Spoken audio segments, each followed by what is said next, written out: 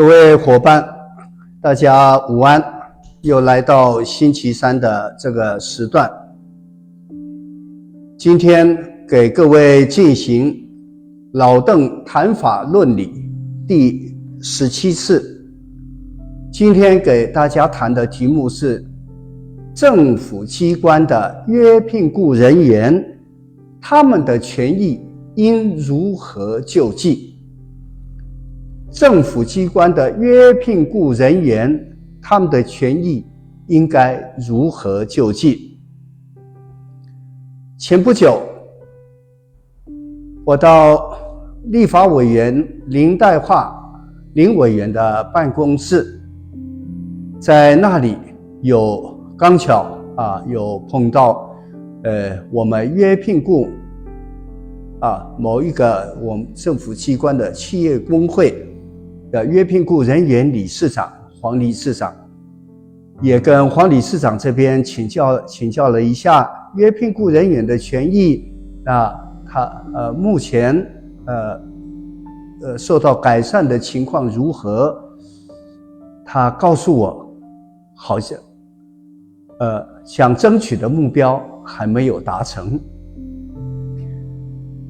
各位，政府机关我们一般会知道，在政府机关的工作人员广义称为公务员，那狭义的称为叫公务人员。那所谓的公务人员大概就是要经过国家考试任用全训的这么一群人。那既然是这样，怎么会有这些约聘雇人员在政府机关里面来工作呢？我想他的一些背景理由需要我来跟各位伙伴做一个说明。各位，我们国家的法令有一个叫做《中央政府机关总员额法》，中央政府机关总员额法这部法令规定，我们国家所有的公务人员，他的总数是16.900人。那这16.900人呢，看他的内部细分再把它分成了5类。这5类的公务人员呢，像警察、消防、海巡这是一个体系。那另外来自法务部也是另外一个体系另外司法院这边有一个体系。那剩下的部分也就是各位一般会接触到的这些公务人员，在各个政府机关工作的这些工作人员大约在8万人左右。各位想想，一个国家这样大，一个国家的行政事务，各位它只会增加不会减少。但是我们国家是用总员额法，从最上端就把它定好，总人数公务人员只能用16.900人。各位，这些事情做得完吗？事情一定做不完。那做不完怎么办？于是政府机关就创造了用别的方式把这些人员把它禁用进来以来帮助呢国家行政能顺利来推行。那这些人员最大宗的有各式各样最大宗的大概就是所谓的约雇约聘另外还有所谓的约用人员，还有各式各样的这些号称为叫临时人员来自政府机关这里由各个角度来协助协助政府办事。各位，这样的一个这些人员来帮助政府做事情有的一做几乎就是一辈子。虽然叫做临时人员但是这个一临时就是临时了一辈子。各位想想，假设在私人企业，一开始雇主跟你讲这是临时工作，结果一做一辈子，各位需不需要有法令来给他一定的保障？各位，来自民间，假设有人你告诉他是临时人员，然后他工作了一辈子然后你是用所有的短期契约，然后契约不的这个没有产生这个不定期契约的这个法律效果的话，我想政府2天就找你麻烦了。但是现在问题是，这一群约聘雇人员的雇主是来自政府机关。各位，政府机关本身竟然从外形上来看，这么讲可能不礼貌，将近是带头违法。为什么称它叫带头违法呢？各位，我把法规的相关，我跟各位来做一个说明。我们一般简称的约雇人员、约聘人员大概这是没有错，是2种人员。约雇人员大概约定是在5职等以下5职的以下。那约聘人员呢是在5职等以上，可能工作更加技术性约雇人员可能会比较偏重所有的劳务性从法规上原来的设计是设计成这个样子。各位，这两套人员这个制度究竟是怎么来？我来跟各位报告一下。首先我们先来谈约雇人员。各位，约雇人员我们国家有定了一个叫做行政院与所属中央及地方机关雇用人员雇用办法。行政院与所属中央机关、所属中央及地方机关约雇人员雇用办法。各位，这个办法什么时候定的？各位，这个办法是在民国61年所定。民国61年那定了之后各位到今天为止先后大概修正了4次。各位，这个可能各位会想问，当初为什么要定这个办法？就像我刚刚跟各位讲的，其实这些约雇人员他是在帮国家做事，然后你是用所谓的临时约雇人员的这个身份去雇佣他，结果雇佣是一辈子，然后人会老，人要生活，人老了之后生活要有保障。各位，相关的权益通通没有，可以吗？就因为是政府是雇主就可以这样来做吗？当然不行。所以当初才定了这个叫做雇用人员雇用办法所以让公务人员用的是一套，那这些雇用人员用雇用办法这边来操作。各位，这个事情发生在民国61年。民国61年之后，时间往今天慢慢推进。各位记不记得我们劳基法什么时候实施？我们劳基法是民国73年实施。民国73年实施劳基法的时候呢，各位，照理讲，这一群以政府为雇主的雇用人员应该就直接适用劳基法，这样就好。因为劳基法第3条规定，劳基法的第2条在第3条的第3项上规定，劳基法的第3条第3项规定，劳基法是适用一切劳雇关系，雇用人员是受雇在政府这里，他们之间是一个雇佣契约，否则就不叫雇用人员雇用办法了嘛。照理讲，这一群人就直接适用劳基法，这样就好。不料我们政府机关没有这么做，雇用人员雇用办法让它照样存在，然后让劳基法就这样施行适用别人，所以变成是什么？也就是我们国家变成3套法令，一个是公务人员，再来一个是雇用人员，另外再来一个叫做劳基法。各位，重点是在把雇佣关系把它切成这3块，法上通不通？我借今天这个机会向各位清楚的说明，各位雇用人员雇用办法，假设您有空，请您回去查一下，雇用人员雇用办法没有法源。当初是政府，民国61年政府是好意，用职权命令，在当初的时代用职权命令来保障这一群所谓的雇用人员。当初是好意，但是到民国73年劳基法适用之后，其实把这个任务交给劳基法就好，但是政府还是偏偏就维持这个雇用人员雇用办法各位形成了我们这群雇用人员，当然不是用公务人员的这边的保障，那更加没有劳基法上的保障。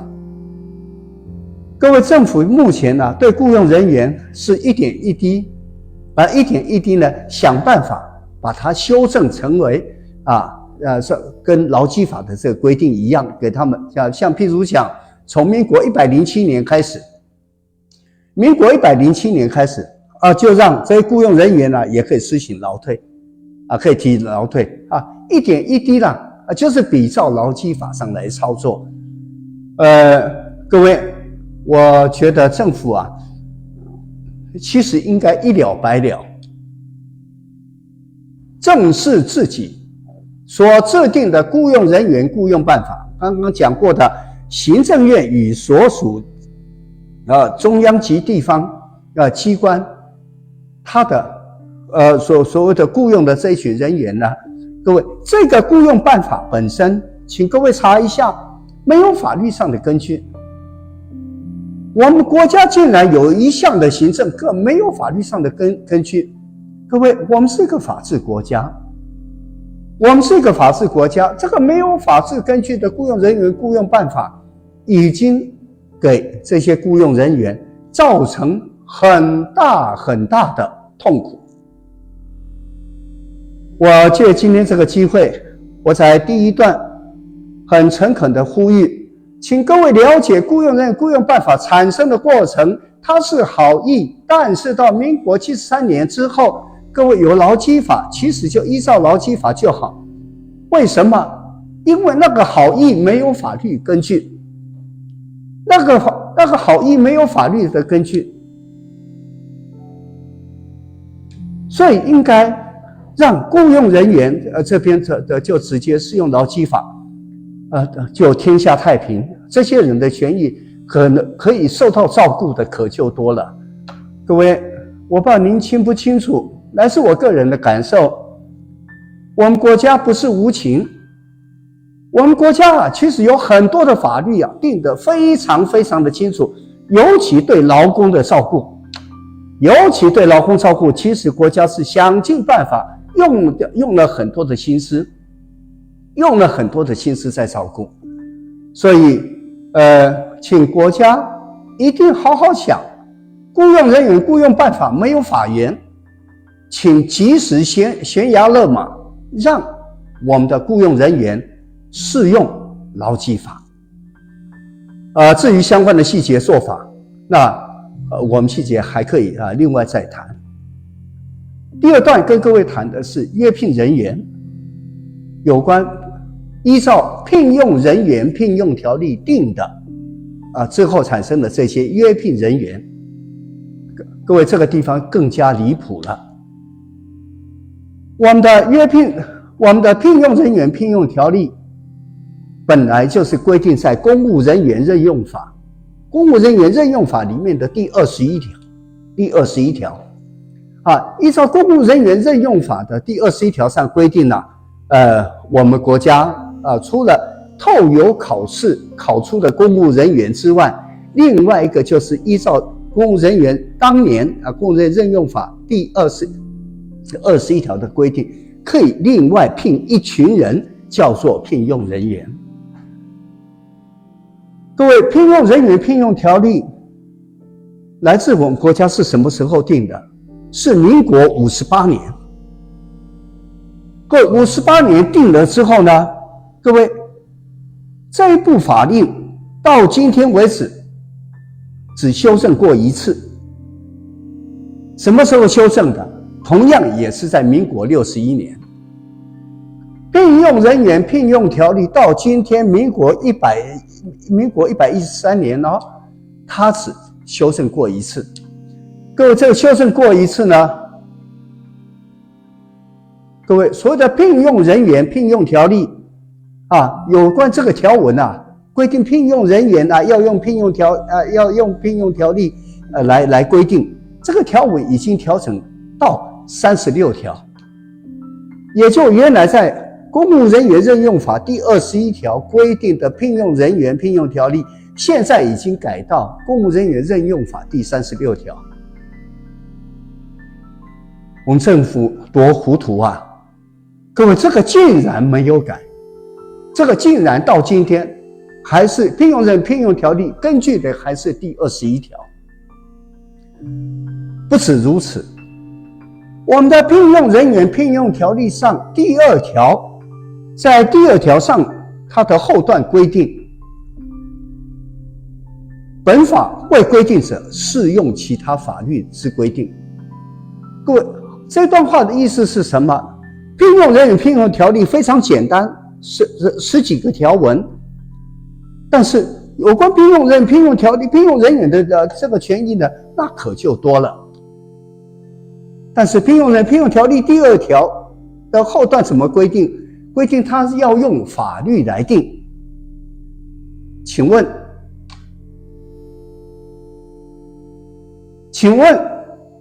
对聘用人员聘用条例所规定的这些法律，有关聘用人员的权益，用哪一部法令规定的？各位，答案没有。全国的聘用人员约聘人员请注意听，聘用人员聘用条例上规定的因法律用法律来定的有关各位的劳动权益呢，在我们国家没有任何一部法律，各位其实通通用的是什么？通通用的叫行政命令。而且这个行政命令非常可恶。这个行政命令我们分为2种，一个叫法规性命令，一个叫职权命令。法规性命令姑且还可以容忍，但是用职权命令来规定约聘人员的这个权利呢，各位，这个根本就是违法。聘用人员在公务人员任用法今天的规定在36条，是要用法律来规定。各位约聘伙伴，目前各位的权益是完全被用行政命令，尤其是用职权命令来做规定。各位，这是违法。以上跟各位谈约雇人员的权益，约聘人员的这个权益，其实为何今天要从头讲，把这个细节跟各位来讲？其实这个国家有意无意在掩盖一件很重大的错误，而且对这一群实际对公务有帮助，他们名为叫约雇，名为叫约聘的这一群人员，他们是实质上的公务员。那这实质上公务员，各位，而且法上规定是要保护他们，结果国家实务上的操作是这个样子。各位，你想我该怎么办？你想咱们的约聘雇弟兄姐妹们该怎么办？各位，这是一件天大地大的事情。这个问题存在，尤其在劳基法适用之后，到今天为止，这问题一直存在着，到今天没有解。